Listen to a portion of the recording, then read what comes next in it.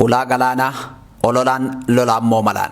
Barruut intallaan siyaasaa Jawaar Mohammad barreesse. Tooftaawwan Abiyyi Ahmadiif murni isaa gaagama diinagdee fi nageenya Itoophiyaan keessa jirtu irraa ijaa gurra uummataa maqsuuf fayyadamaa jiran keessaa tokko olola ulaa galaanaati. Ulaa galaanaa qabaachuun dantaa diinagdee fi nageenya biyya kamiitiifuu waan barbaachisaa ta'u waan wal falmisiisuu miti. Garuu ammoo biyyoonni hundi garbaa fi galaanaan waan hin daangeffamneef landlocked carraa buufata doonii tolfachuu hin qaban. Itoophiyaan biyyoota carraa san dhabe keessaa ishee tokko.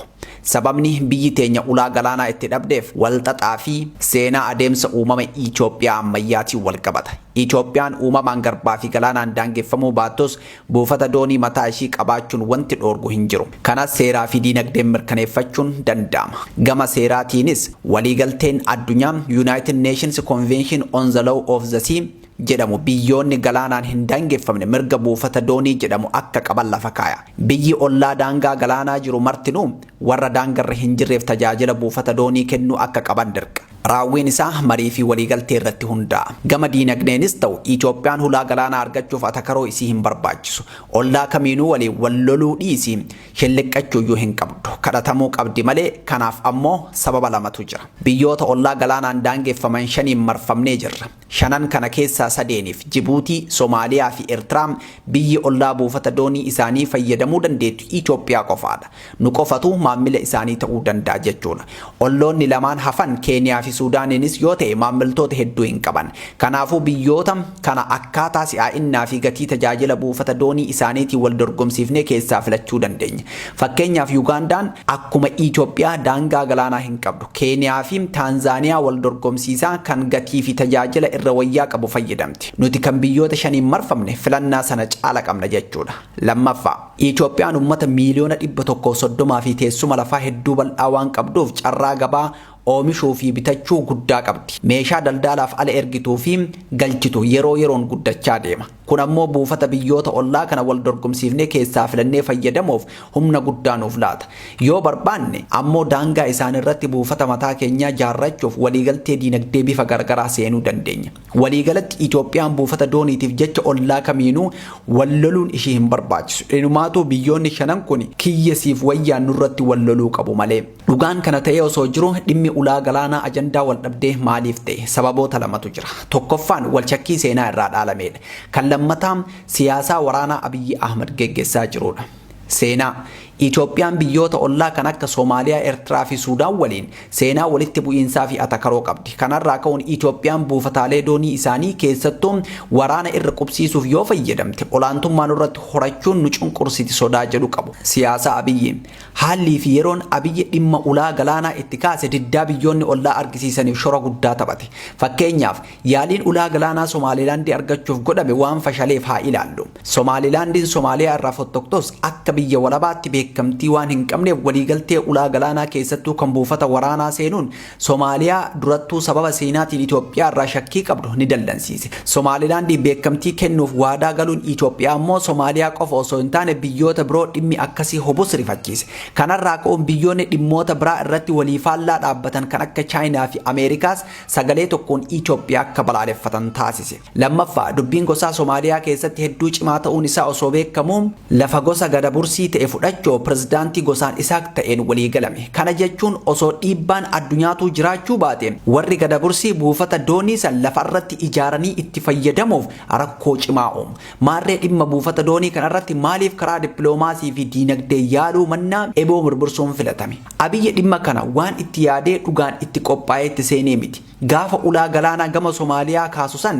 mormii biyya keessaa itti ka'aa ture hulaa galaanaa isiniif argamsiise olola jedhuun ofirraa maqsuu yaadeeti. Osoo dhugumaan hulaa galaanaa daangaa Somaaliyaa argachuuf karoorri jiraate gaafa pirezidaantii isaanii walitti shariikaa Farmaajoon aangorra jiru dhiyeessuu qaba ture. Inni garuu erga Farmaajoon aangorraa bu'ee namni biyya diina Itoophiyaa taateen deeggaramu aangorra bahe booda gaafii buufata doonii dhiyeesse. Bifuma wal fakkaatuun dubbii asaffala itti godhu osoo barbaade gaafa Isaayyaas waliin somba tokkoon harganaa turan san kaasa ture. Akka gaafa warra dibbeen aruuzaa o'aa turte san achi turerraa akka mirkaneeffadhetti Abiyyi gaafuma tokkollee dhimma hulaa galaanaa kana kana jara Eertiraatti sirnaan kaasee hin beeku. Gabaabumatti Abiyyi dhimma Asab kan kaase waliigaltee Piriitooriyaa booda Isaayyaasiin waan wal dhabaniif walitti bu'iinsa dhufuu malu keessatti of baraaruuf ummati Itoophiyaa of cinaa hiriirsuudhaaf akka jarri biltsiginnaa dhaadatan kanaan waraanaan hulaa galaanaa banachuun nu baasaa laata. Buufata doonii Asab karaa lolaatiin dhuunfachuun bifa sadii qabaachuu mala. Tokkoffaa mootummaa Eertiraa amma jiru fonqolchanii murna buufata doonii Asab Itoophiyaaf kennuuf hayyamamaa ta'e aangotti baasuun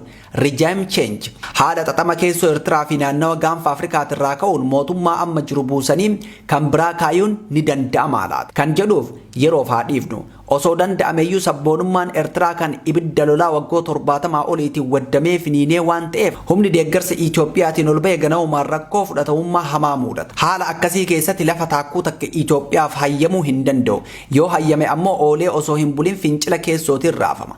Hubadhaa akkuma Abiyyi dubbii buufata galaanaa kana kaaseen murnoonnii fi namoonni Eertiraa kan Isaayyaas kuffisuuf qabsaa'aa jiranuu sagalee ol kaasanii diddaa dhageessan. Humna sabboonummaa hubachuu namni fedhe yaalii Tigraay waraanaan jilbiiffachiisuuf godhamee fi waan mudate yaadachuu feesisa.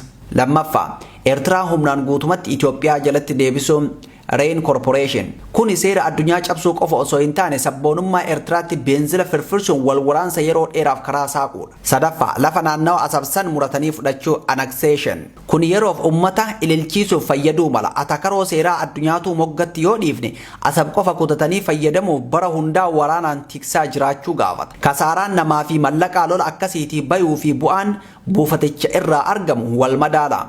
Waliigalatti yaadni waraanaan ulaa galaanaa arganna jedhu balaa fidee dhufutuu bu'aa argamuu malu kamuu caala. Lola walirraa hin cinne keessa seenuun kasaaraan diinagdee fidu bu'aa buufata dhuunfachuurraa argamu dachaa hedduun caala. Fakkeenyaaf bara darbuu Itoophiyaan buufata doonii Asabii fi Matsawwaa qabaachaa turtus waggoonni 17 sun yennaa diinagdeen Itoophiyaa itti qancare ture. Gama kaaniin bara 1998 booda Itoophiyaan buufataalee doonii lamaan kana fayyadamuu dhoorkamtus diinagdeen ishii saffisaan guddachaa ture. Garaagarummaan maali? Bara mangistuu Itoophiyaan buufata doonii qabaatus wal waraansa hamaa keessa turte. Bara Mallasaa ammoo buufata doonii dhabdus birqabeessaan nagaya qabaachaa turte. Nageenyi waaraan hulaa galaanaa argamsiisuu ni danda'a. Hulaan galaanaa garuu wabii nageenya ta'uu hin danda'u. Nageenyi jiraachuun guddina diinagdee mirkaneessuun humnaa fi leecalloo hulaa galaanaa banachuuf dandeessan horachuuf gargaara. Biyyi nageenya hin qabne carraa buufata doonii ishii guututti fayyadamtee diinagdee ishii guddifachuuf qabdu xinnaadha. Akka fakkeenyaatti biyyoota Somaaliyaa fi Yaman kanneen daangaa galaanaa dhedheeraa qabantu durooma ture. Yaman daangaa galaana diimaa irraa galaana Arabaa kan kiiloomeetira 2252 dheeratu qabdi. Soomaaliyaanis Afrikaa keessaa daangaa galaanaa dheerinaan tokkoffaa ta'e kan kiiloomeetira 3330 fagaatu qabdi. Garuu ammoo biyyoonni kun erga bilisa bahanii kaasee wal waraansa keessoo raafamaa jiraachuurraa kan ka'e buufatoota doonii hedduu qabaatanis diinagdeen isaanii akkuma qancaretti jira. Dubbiin hulaa galaanaa kun eegaluun dhimmichi ajandaa jabaa ta'e akka bahuu fi mirga Itoophiyaan qabdu ifatti akka irraa haasawamu taasiseera jedhu warra biltsiginnaa. Sune dhugaadha. Ajandaan kun garuu faayidaa qofa osoo hin taane miidhas fideera. Atakaroon Somaaliyaa wajjin ture kasaaraa dippiloomaasii hamaa dhaqqabsiiseera. Ka amma Eertiraa wajjin jiru ammoo balaa wal waraansaatti nu geessuu mala. Gabaabumatti siyaasni Abiyyi hordofaa jiru Itoophiyaan dur utubaa nageenya gaanfa Afrikaa Anchor State jedhamtee beekamtu amma madda rakkoo sirnichaa net insecurity exporter akka laallamtu taasisee jira. Dabalataanis ajandaa kana hafarsuun biyyoota fagoo fi dhiyoo qabeenya uumamaa naannawa keenya qircaa godhachuu fedhaniif karaa saaqee didichaa akka dhufan godheera.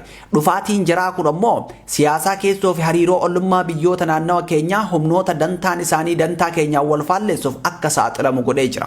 Waliigalatti dhimma hulaa galaanaa ilaalchisee adeemsi Abiyyi Ahmad waggoota lamaan darban hordofe tarsiimoo fi karoora qorannoo fi bilchina qaburratti kan hundaa'e osoo hin taane hoy yerootiin kan geggeeffame ta'uun buufata doonii argamsiisuu dhiisii carraa gara fuulduraa argachuuf qabnus kan miidheedha. Biyyoota ollaatirraa buufata doonii humnaan fudhachuuf dhaadachuun isaa jarri sodaa irraa ka'uun biyyoota diina Itoophiyaa ta'an waliin tumsa tolfachuun akkasumas tarkaanfilee wal waraansa keessoo keenyaa hammeessuu akka fudhatan taasisuun miidhaa nageenyaa fi dippiloomaasii dhaqqabsiisa. Amma yeroo Itoophiyaan wal waraansa keessootiin raafamaa jirtutti maqaa hulaa galaanaatiin lola biraa ofitti dabaluun balaa hamaa kan lubbuun turuu biyyattiitiifuu sodaachisutti of geessuudha. Akkuma jalqaba irratti tuqame akka biyya galaanaan hin daangeffamne takkaatti Itoophiyaan mirga buufata doonii fayyadamuu seera addunyaatiin mirkanaa'e qabdi. caalatti ammoo biyya gabaa guddaa qabdu taatee biyyoota daangaa galaanaa qaban shaniin marfamtee waan jirtuuf buufataalee doonii isaanii gatii rakasaan wal dorgomsiiftee fayyadamuuf dandeessi. Kanaafuu Itoophiyaan biyyoota ollaa kamuu humna waraana ishii kan yeroo ammaa laamshee jiru kanaan doorsisuuf yaaduu mannaa hojii dippiloomaasii fi hidhata diinagdee cimsuun shakkii fi sodaa hir'isanii buufataalee doonii faayidaa waloo guddisan misoomfachuutu wayya. Gaafa nagaan keessoo keenyaa mirkanaa'ee diinagdeen keenya guddachaa gabaa keenya daran bal'ise biyyoonni har'a buufata doonii nuuf laachuuf mataa maran cufti nu kudhachuuf hiriira galu. Kanaafuu uummanni keenya ololas ta'e lolli maqaa hulaa galaanaatiin yeroo ammaatti geggeeffamu faayidaa fiduurraa miidhaan akka caalu beekee dura dhaabbachuu qaba. Jalqaba wal waraansa keessoo keenyaa dhaabuun nagaa deeffachuun bu'uuraalee misoomaa fi hawaasummaa lolli nu jalaa mancaase deebisnee erga jaarannee booda humna gama maraan horannee dhimma hulaa galaanaa mara itti dhoofna.